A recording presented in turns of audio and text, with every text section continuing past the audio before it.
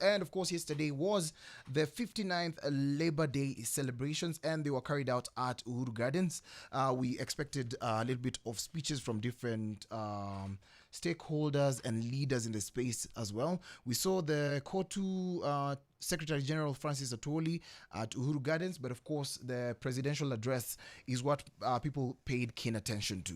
That's right. President William Ruto spoke on many issues.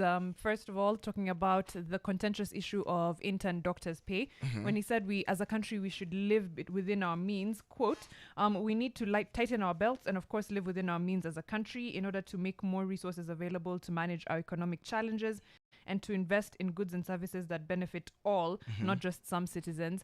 And again, this for me, like even as a household, if you're the kind of person who has a budget for holidays, forever catching flights, not feelings, you know, Instagram baddie, you have a budget for renovating your house, you have a budget for enjoyment, you have money that is disappearing from your monthly budget unaccounted for, right?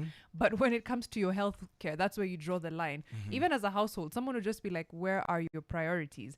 He spoke also about the 6% increment of minimum wage, which was good news for workers everywhere, especially those earning minimum wage, and that will translate to between 487 shillings to 2,000 shillings in a salary increase. Yeah, the demand by Francis Atwoli, that is the Central Organization of Trade Unions, that is COTU boss Francis Atwoli, as he had requested a 22.5% increment of the general wage as it happened in 1972 to cushion workers from harsh economic realities. The president only promised a good percentage. Right now, we're also looking at a situation whereby amesema hata mumuite aje, he does not really care. So we're looking at a situation whereby people have been calling our president Zakayo, and this is on how he's collecting taxes. And akasema, mimi kuitwa Zakayo sio jambo, bora ulipe ushuru.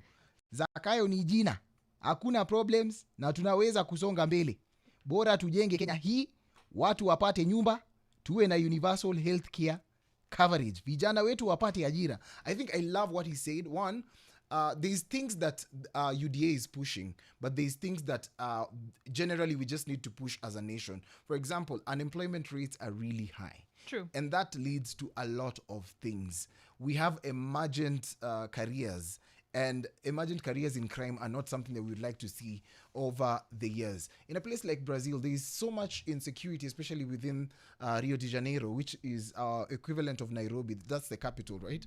And you'd find that you cannot even use your phone, either to a simple phone call, because there is a phone syndicate. They collect phones. By the time you're trying to track your phone, it's already left Rio. So I don't know. That's a situation that our president should pay keen attention to.